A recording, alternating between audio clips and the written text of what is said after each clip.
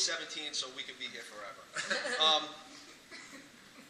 You know, and plus my father stole a lot of my thunder at the end, so you know, it pretty much cuts half of what I'm about to say.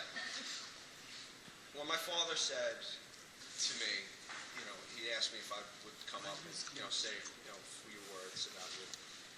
You know, I started immediately thinking about, you know, my grandfather and what he is and who he is, and I realized that there were three things. It wasn't just one. There was three things in particular that really, you know, when I think about you, I think about.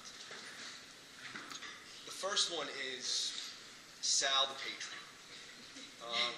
I don't think there's anybody on the face of the earth that's more patriotic than you. You know, we know that when Neil Diamond. Neil Diamond's, you know, I'm waiting to Coming see to America. the spray-painted hair, and coming to America, you know, waving and saluting the flag, and I admire you so much for that. And going through what this country has gone through the past decade with, you know, the number of wars that we've been through, we always take time to stop and thank our servicemen and women for what they've done and, you know, the sacrifices they've made. And I have to say, I'm somewhat embarrassed that it took almost 35 years. But I just want to thank you, you know, for what you've done and the selfless act that you have done earlier on in your life, protecting our country and giving us the freedom and giving us the ability to have this.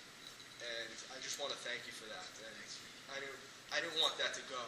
I would never be able to live with myself if I wasn't able to thank you for the service that you gave to this country. The second thing that I think about my grandfather is the connoisseur of meat. Everything's a beautiful piece. Right. Beautiful. You know, and I think, right, and just as exactly what my sister is saying, you know, usually people use the adjectives of beautiful, stunning, gorgeous to refer to, you know, Victoria's Secret's models, Brad Pitt. You're the only guy that actually talks about meat that way. And I can guarantee, I'm all the way over on that table, but I know you either had the prime, you're getting the prime rib or the filet mignon. Yeah. So that I know. And it's funny because I think back to one time, one story that really, you know, that I thought was pretty funny. You, I, and my dad, we went out to Chicago. We were going to see BC, my alma mater, play Notre Dame. And I mean, obviously you guys remember this story, but I don't know if everyone else does.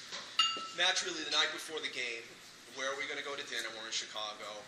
We're with my grandfather. There was only one option, and that's a steakhouse. So we go to the steakhouse, and we have your traditional, your typical, you know, seafood tower to have as an appetizer. And as he's eating the seafood tower, I see the left side of your face is just starting to explode. Right? It looks like there's a football in your cheek. Yeah. And, you know, you're a little concerned, but obviously not that concerned because you're still stuffing your face with the seafood. And then I remember, you know, now the entree comes in where most people would, you know, get nervous. They, you know, we got to get to a doctor. Or, you know, I need Benadryl. I start to see the right side of your face now explode. And I'm thinking to myself, I say, I can't believe it. You know, I'm thinking in my head, you know, the allergic reaction is now transferring to the other side of your face. But what I've learned was that it wasn't the allergic reaction, but it was rather you stuffing the filet mignon into your mouth. So now both sides of your cheek, one was from the reaction, the other was just about 9 ounces of filet mignon stuffed into your cheek. And I just, when I think of, you know, when I think of you, I always think of that story, and it just makes me so happy to be able to have funny times and, you know, to be able to have those father and grandfather moments. And I thank you for the memories that you've given me. But the third and final thing, and not to go into it too much, but naturally, you know, the most important thing that I think of when I think of you is the family man. Nothing makes me prouder than the family that I have. And I know that it's directly as a result of you. You know, nothing makes me prouder than when I tell my friends or tell my coworkers we're having Christmas Eve, and they ask me how many people we're having it with, and I tell them 35, and they want to fall over. And I tell them, you know, and I look at them and I say, that's a random Sunday. You know, there's nothing special about that. And I've learned so much from you about what it is to be a family man. And it doesn't matter. You know, society has somehow along the way lost what it truly means to be successful. Now they equate it to, for some reason, and it's an injustice, that they equate it to monetary things and tangible things, and the cars you drive and the houses you have and the homes you live in and the second homes. I realize that the true definition of success is the people and the company that you keep. And if that is true, then there is no person on this earth that is more successful than you. And I just hope that one day I can have the amount of success that you have.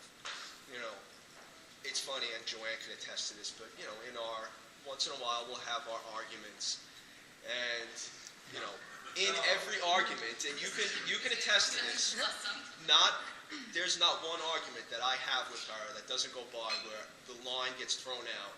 Why can't you just be more like your grandfather? And I pray that someday I'm mature enough, and when we're old and gray and retired, I pray that someday she looks at me and she just says, "You're so much like your grandfather." Thank you.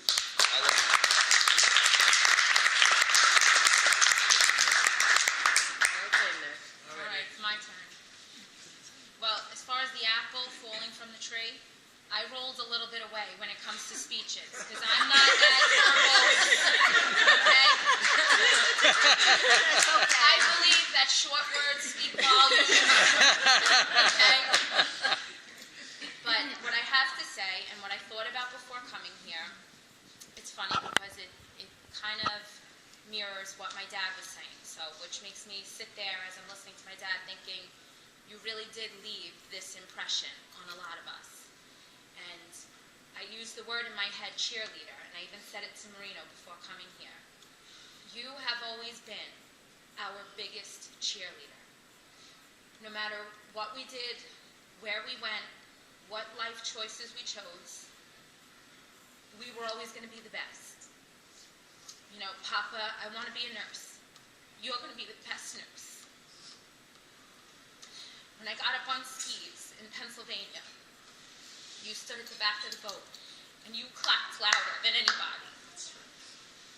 You know, and when I graduated, I remember walking down the stadium at Villanova, and your whistles could be heard across the stadium. When I had my teeth. You were always our biggest cheerleader. And you'll never know what that does to us. You'll never know how far that has taken us. You know, and at 80 years old, as a grandfather, a father, a great-grandfather, you look around the room and you look at these tables, and I know that, what do you want at 80? You want to be gratified by what you've perpetuated. Well, I'm so happy that we've gratified you, because you have done so much more than that for us. So thank you for being my cheerleader.